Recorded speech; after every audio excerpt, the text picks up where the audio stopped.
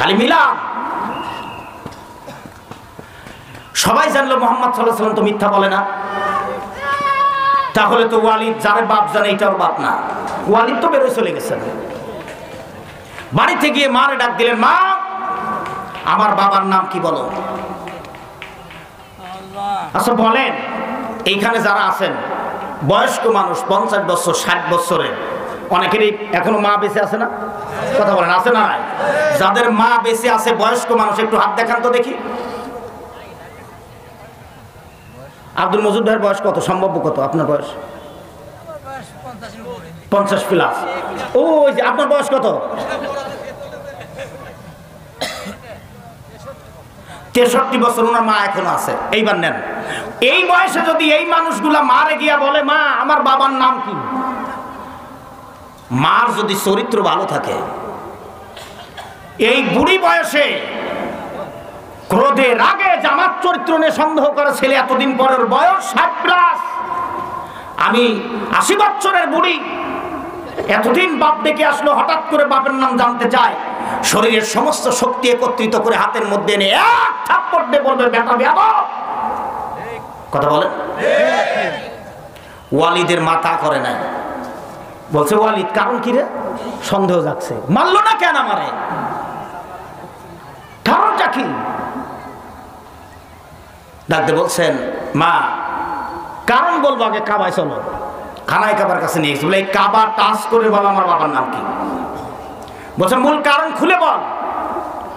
বলছে মা মুহাম্মদ বিন আব্দুল্লাহ তার বিরোধিতা আমরা করি, কিন্তু ও মিথ্যা কথা বলে না, এটা আমরা জানি। সুবহানাল্লাহ বলবেন না আপনারা? ও মিথ্যা কথা বলে না, ও সত্য কথা বলে। মা তখন বলছে এই ভালো ছেলেটার পিছু নিস কেন? আপনি ভালো মানুষ খোঁজেন, মা মরলে, বাপ মরলে, বউ মরলে, ছেলে মরলে, ভাই মরলে হুজুররা ভালো, এই প্রয়োজন ফুরায় গেলে হুজুর আপনার কাছে ভালো নাই। আর দেরি হয় নাই। বলছেন মা ও দারুণাদয় প্রবেশ করেছিল, আমি বলেছিলাম এখানে কোন জারজ আছে কিনা যদি তুমি বলতে পারো তাহলে কথা বলতে দেব। ও আমার দিকে হাত ইশারা করছে, মা তুমি প্রমাণ করে দাও, আমি যারে বাপ জানি ওইটাই আমার বাপ। মুহাম্মদ যে মিথ্যা বলে আমি প্রমাণ করে দিব, আজকে দারুণাদয় আবার যাব। মা বলছেন বেটা শোনো, এই শেষ বয়সে খানায় কাবা শুয়ে আর মিথ্যা কথা বলবো না। ওয়ালিদ খুশি, যেহেতু মা মিথ্যা বলবে না তাহলে তো আমি জিতে যাব। খানায় কাবা টাচ করে বলছেন বেটা আমার স্বামী যখন বাণিজ্যে গেলেন তখন বলে না যে তোর বাপ, আমার স্বামী বাণিজ্যে যাবার সময় নির্ধারিত একটা সময় দিয়ে গেলেন, এতদিন পরে আমি ব্যাক করব। সময় যখন ঘনিয়ে আসছে সেই মুহূর্তে সন্তান ধারণের পূর্বে মায়েদের শরীরে একটা সিমটম প্রকাশিত হয়, তার থেকে পবিত্র হওয়ার পরে কয়েকটা দিন মেলামেশা করলে সায়েন্স বলে নির্ধারিত কিছু সময় আছে, ওই সময়ের মধ্যে মেলামেশা হলে পরে পুরুষের শুক্রকীট মায়েদের ডিম্বাণুর মধ্যে আল্লাহর হুকুমে প্রবেশ করে, আর এই প্রবেশ করে যদি একটা ভিতরে যায় একটা সন্তান হয়, দুইটা গেলে জোড়া সন্তান হয়। তো আমার সন্দেহ হলে যদি এই কয়েকদিনের মধ্যে না আসে আমার স্বামী, আমার সন্তান নেওয়ার খুব ইচ্ছা জেগে গেছে। বাড়িতে কাজের যুবক ছিল, সুদর্শন চেহারা, আমি লোভ সামলাইতে পারি নাই, ওরে আমি ঘরে নিয়ে গেলাম, ইচ্ছে মতো কয়েকদিন আনন্দ করেছি, চলে এসেছে। তারপরে করে আমার স্বামী বুঝতেও পারে নাই, সেই মারফতে আমার গর্বে একটা ফসল, একটা সন্তান এসেছিল, সেটা তুই ওয়ালিদ।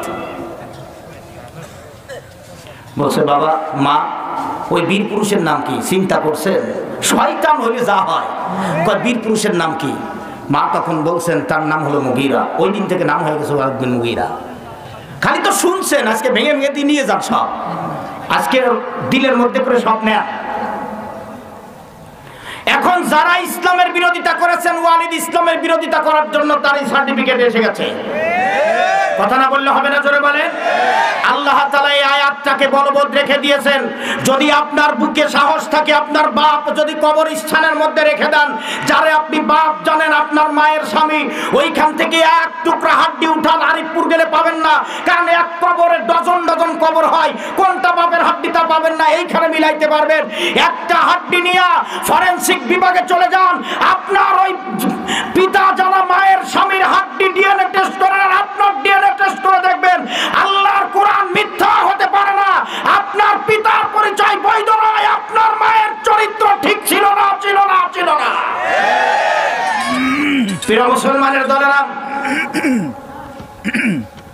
হ্যাঁ বলেন। আমার প্রিয় মুসলমান, একটু প্রাণ খুলে এখন মিলান, একবারে পর্যায়ক্রমে জায়গায় নিয়ে যাচ্ছি। বুকে সাহস কোনোদিন পাবেন না। বাঁচতে যদি চান, রাসূলুল্লাহ মক্কা বিজয়ের পরে সাধারণ ক্ষমা করেছিলেন, এদেশেও করা হয়েছে। রাসূল ওই সময় 14 মুতান্তরে 15 জনের নাম ঘোষণা দিয়েছিলেন আর বলেছিলেন এদেরকে যেখানে পাবা সেখানেই হত্যা করবা, মেরে ফেলে দিবা। সাহাবীরা উন্মুক্ত তলোয়ার নিয়ে বের হলেন, হত্যা শুরু হয়ে গেল। 6 জনকে তাৎক্ষণিক দুনিয়ার থেকে বিদায় করে দিয়েছিলেন। আরো কয়েকজন লোক আছে গোপনে রাসূলুল্লাহর কাছে কালেমা পড়ে কোরআনের দলের সৈনিক হয়ে গিয়েছিলেন। মুসলমানের দলেরা আমরা সাধারণ ক্ষমার ঘোষণা শুনেছি, কিন্তু যারা লিডিং পোস্টে ছিল, মানুষ হত্যা করাছে, আল্লাহর নবীর ওই কথা মোতাবেক এদেরও বেঁচে থাকার কোনো অধিকার নাই।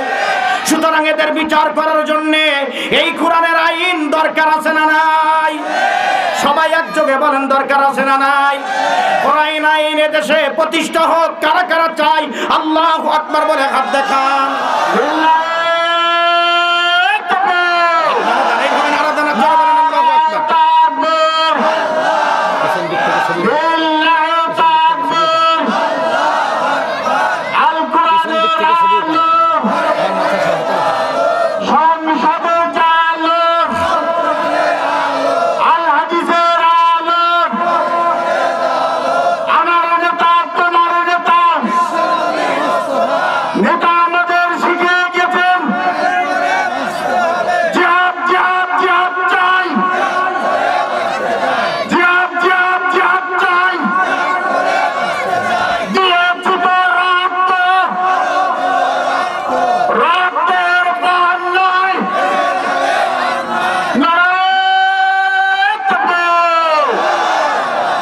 যাত্রায় ওরা ফেল করলেন। আবার দেখেন দারুণাদয়, আবার মিটিং শুরু হয়ে গেল। ওই মিটিং এ 3টা অপশন তারা জারি করে দিলেন। 3টি অপশন রেখে একটা আইন পাশ করে ফেললেন। অপশন নম্বর 1, মুহাম্মদকে বন্দী করে রাখা হোক। অপশন নম্বর 2, তাকে হত্যা করা হোক। অপশন নম্বর 3, এদেশ থেকে তাকে তাড়িয়ে দেওয়া হোক। একজন লোক দাঁড়ায় গেলেন, বললেন মাঝখানের বিলটা কার্যকর করা হোক। আবু জেহেল রে, তুমি তো এখানে স্পিকার, মুহাম্মদ আমার জানের দুশমন, ওকে হত্যা করে দাও। সকলেই তাকায় দেখলো এই লোকটা হলো নজদের একজন মানুষ, একটা মুরব্বী মানুষ। নজদের তার চেহারা দেখা গেল। আর মোটেও দেরি হলো না, এই অবস্থান দেখার সঙ্গে সঙ্গে তারা মনে করলেন এটাই। কিন্তু প্রত্যেক মুফাসসির বলেছেন এটা নজদের মানুষ ছিল না, এটা ছিল হলো মিস্টার ইবলিস শয়তান। ওরা চায় যে এই জমিনে এই মুহাম্মদকে বাঁচতে দিব না। বিল কার্যকর করলেন, হত্যাই করা হবে। এই মর্মে রাসূলুল্লাহকে বার কারাগারে বন্দী করার জন্য সিদ্ধান্ত নিলেন। এটা সুইচ বন্ধ রাখেন। কারাগারে বন্দী করবেন। 11 জন লোককে এক জায়গায় করলেন মন্ত্রী পরিষদে। তার প্রধান উপদেষ্টা হিশাম ইবনে আমর। এদের সাথে পরামর্শ করে আবু জেহেল গোপন কথাটা গোপন রাখলেন। এভাবে করে যেভাবে করে হক মুহাম্মদ তার অনুসারীদেরকে বন্দী করব, বলেন কিছুদিন বন্দী করে রাখি, পরিবেশ পরিস্থিতি বুঝে তাদেরকে বের করে মক্কা থেকে প্রয়োজনে তাড়ায় দেব, মেরেই ফেলবো, আগে তা জানালেন না। এরপরে শিয়াবে আবু তালেব নামক ওই কারাগার বাংলাদেশের আয়না ঘর। এত আস্তে ঠিক বললে তো হয় না, সবাই বলেন কথা, একটু মিলায় নেন। এদেশে আছে আয়না ঘর, ওখানে ছিল শিয়াবে আবু তালেব। একটু মিলায় নেন তো দেখি। ওই কারাগারের মধ্যে রাসূলুল্লাহ সহ আমাদের উম্মুল মুমিনিন হযরতে খাদিজা রাদিয়াল্লাহু তাআলা আনহাকেও কারাগারের মধ্যে বন্দী করা হয়েছিল। মহিষী একজন নারী ছিলেন তিনি।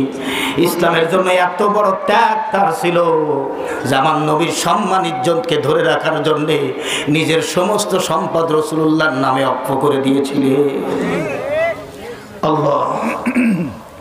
2 জন শিশু বাচ্চা, এইভাবে 53 জন সাথী সহ রাসূলুল্লাহকে কারাগারের মধ্যে বন্দী করে দিলেন। কয়জন? মুখস্থ করেন, কয়জন?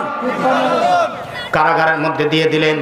কারা রুলস আছে, কমপক্ষে দিনে 2 বার খাবার দেওয়া লাগবে। কয়বার? আওয়াজ না দিলে হবে না, জোরে বলেন কয়বার?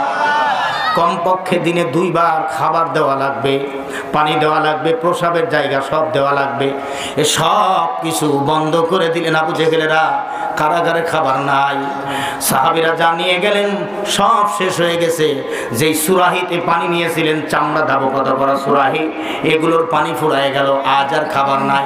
চামড়াগুলো কেটে ছোট ছোট করে, রোদ আসছে প্রচণ্ড তাপ দিনের বেলায়, পাহাড়ের মধ্যে কারাগার বানানো, একদিকে একবারে চূড়ায় ফাঁকা, দিনের বেলায় তাপ আসে, সহ্য করা যায় না। একটা খেজুর গাছ, ওই খেজুর গাছে হেলান দিয়ে আমার দুর্বল নবী বসে থাকেন। সাহাবীরা নবীর চেহারার দিকে তাকায়, চোখ ভরা পানি, বাচ্চা 2টা কান্না করে। এই কঠিন পরিবেশ পরিস্থিতি পার করতে লাগলেন। কারাগারের মধ্যে খাবার নাই, ফুরিয়ে গেছে, কি আর খাবে? চামড়াগুলো খেয়ে শেষ করলেন, আর খাবার নাই। সব শেষে যারা মক্কা মদিনায় গিয়েছেন তারা অবশ্যই দেখেছেন পাহাড়ের ওই পাথরের নুড়ির মধ্যে বাবলা গাছের মতো একটা ছোট ছোট কাঁটাযুক্ত গাছ হয়, দেখছেন? এই গাছ রাসূলুল্লাহ নিজে টান দিলেন, মুখের মধ্যে দিয়ে চিবালেন। কাঁটা এত শক্ত, উটের খাবার রাসূল খাচ্ছেন। ওই দিনে রাসূল খাওয়া শুরু করে দিলেন উটের খাবার।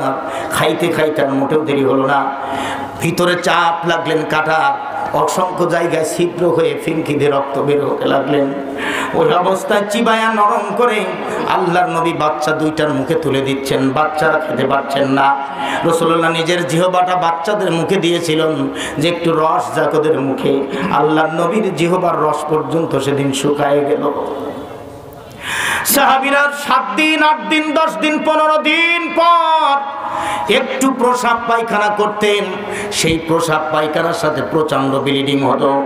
আর যেই পায়খানাটুকু বের হতো তা ছাগলের বিষ্ঠা, ছাগলের লাদি, ছাগলের পায়খানার মতো। রাসূলুল্লাহ নিজের পর্যন্ত এরকম হয়েছিলেন। খাদিজা রাসূলুল্লাহর সামনে বসে ডাক দিয়ে বলেন, ইয়া রাসূলুল্লাহ, ইয়া হাবিবাল্লাহ, আমি সহ্য করতে পারছি না। এত সম্পদ খাদিজার ঘরে ছিল, সেই খাদিজাও কারাগারের মধ্যে এখন আছে। আপনাকে খেদমত করতে পারছি না, কি দিয়া খেদমত করব? কঠিন অবস্থা যখন শুরু হয়ে গেল, এই কঠিন মুহূর্তে হিশাম ইবনে আমর দেখলেন 3টি বছর হয়ে গেছে কারাগারে কেন খাবার দাবার বন্ধ হয়ে গেল। বিবেকের তাড়নায় আল্লাহ তাআলা যে ওহীটা দিয়েছিলেন, এই ওহীর দিকে এবার আপনারা আগে তাকায় না।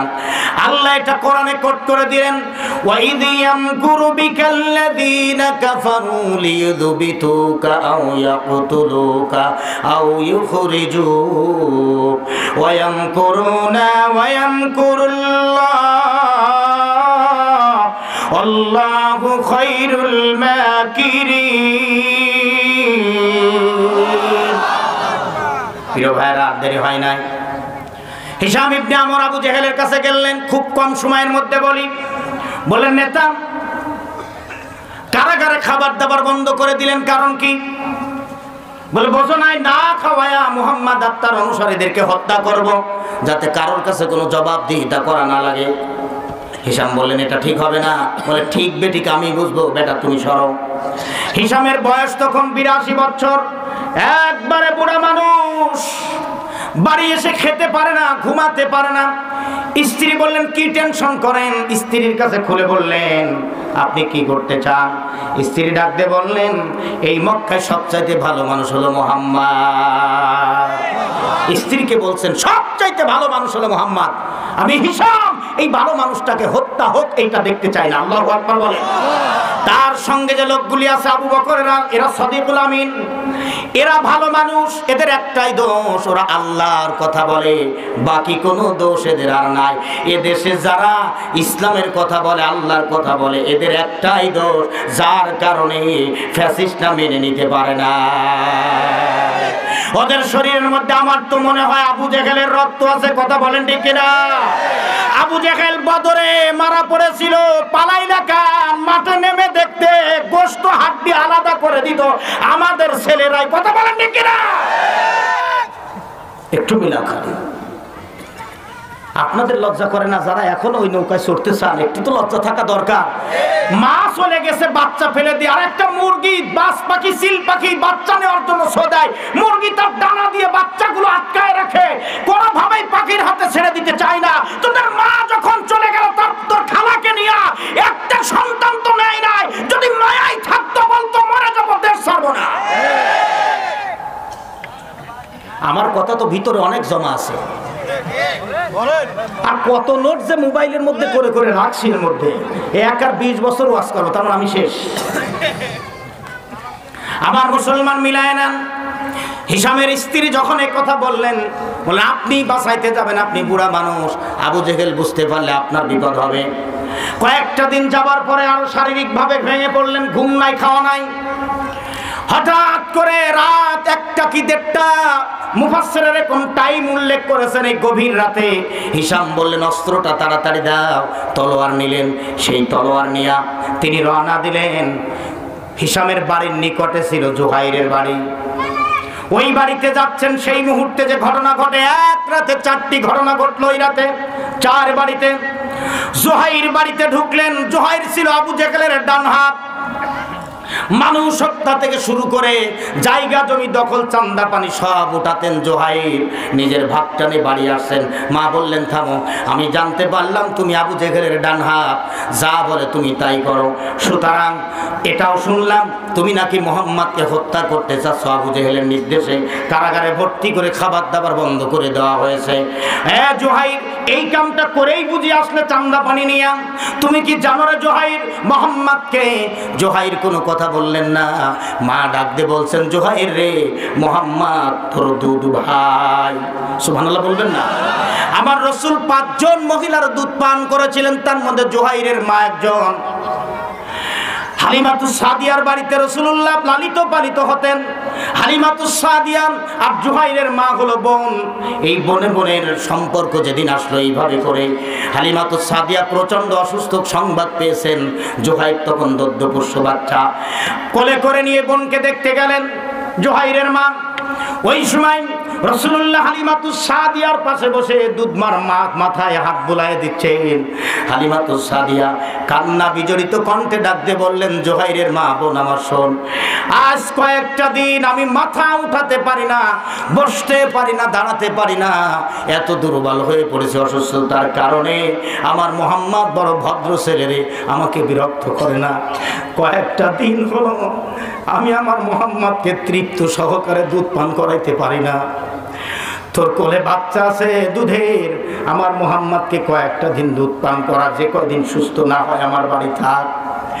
জুহাইরের মা ডাক দিয়ে বললেন, বেটা জুহাইর, তুই তো জানিস না আমি ওই দিন মোহাম্মদকে কোলে তুলে নিয়েছিলাম, আবার দুধ পান করিয়েছিলাম। এত ভদ্র, এত মিষ্টি চেহারার মানুষ আমার মোহাম্মদ আমাকে ডাক দিয়েছিল উম্মি উম্মি বলে।